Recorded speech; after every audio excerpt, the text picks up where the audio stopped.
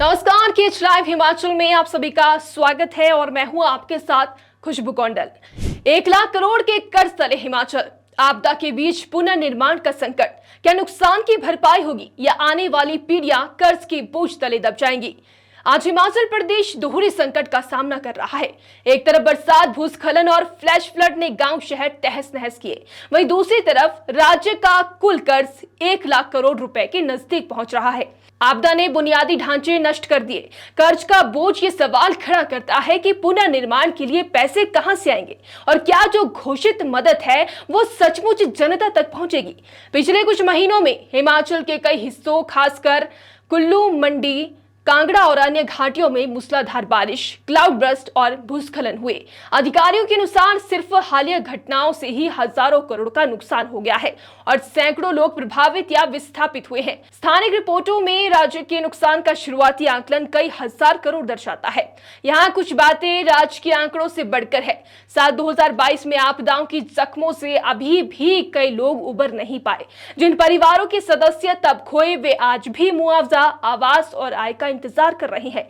वे लोग जिनके घर तब विस्थापित हुए थे, कई बार अस्थायी आश्रयों में ही रह गए। रिपोर्ट बताती है कि 2023 के लिए केंद्रीय सहायता का एक हिस्सा 2025 के मध्य तक जारी किया गया, पर राहत का पूरा असर जमीन पर दिखने में देरी हो गई। इस देरी का असर आज भी पीड़ितों के जीवन पर बना हुआ है। हिमाचल का कुल कर्ज तेजी से बढ़ रहा है। हालिया रिपोर्टों में राज्य का कर्ज 1 लाख करोड़ के पार या उसके आसपास बताया जा रहा है। वहीं अगर मार्च 2021 की बात करें तो ये कर्ज 62,218 करोड़ था।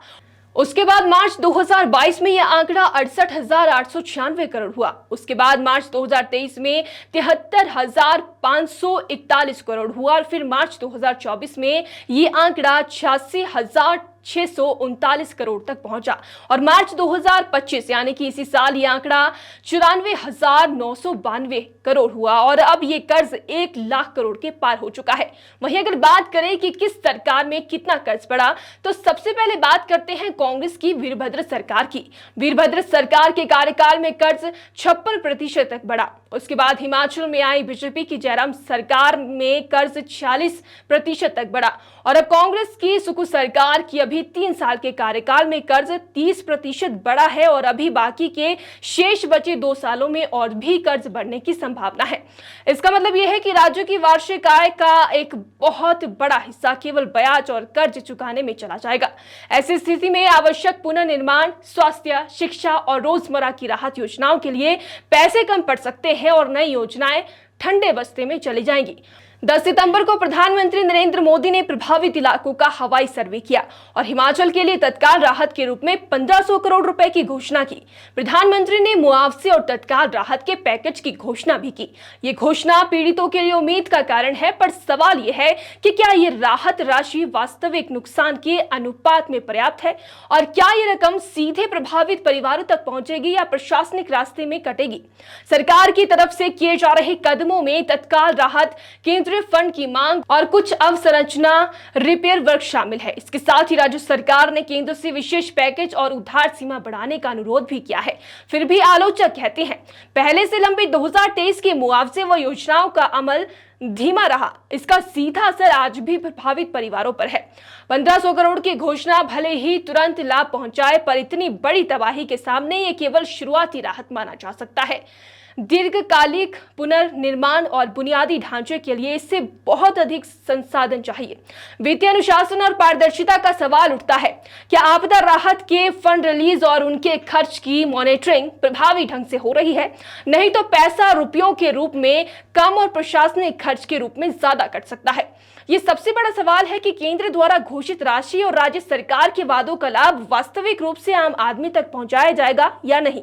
इतिहास में आपदा राहत में राजकीय व प्रशासनिक प्रक्रियाओं के कारण देरी, कागजी अड़चने और पारदर्शिता की कमी अक्सर देखी गई। इसलिए तत्काल पारदर्शिता की मांग होनी चाहिए। फंड कहां से आ रहा है, किसे और कब दिया जा रहा है, इसका खुलासा सार्वजनिक तौर पर होना चाहिए। मुआवजा और पुनर्वास की प्राथमिकताओं में रिहायशी परिवार, किसानों और छोटे व्यापारियों को सबसे आगे रखा जाना चाहिए। तीसरी पार्टी ऑडिट और नागरिक निगरानी से यह सुनिश्चित किया जाना चाहिए कि पैसा जमीन पर पहुंच रहा है या नहीं।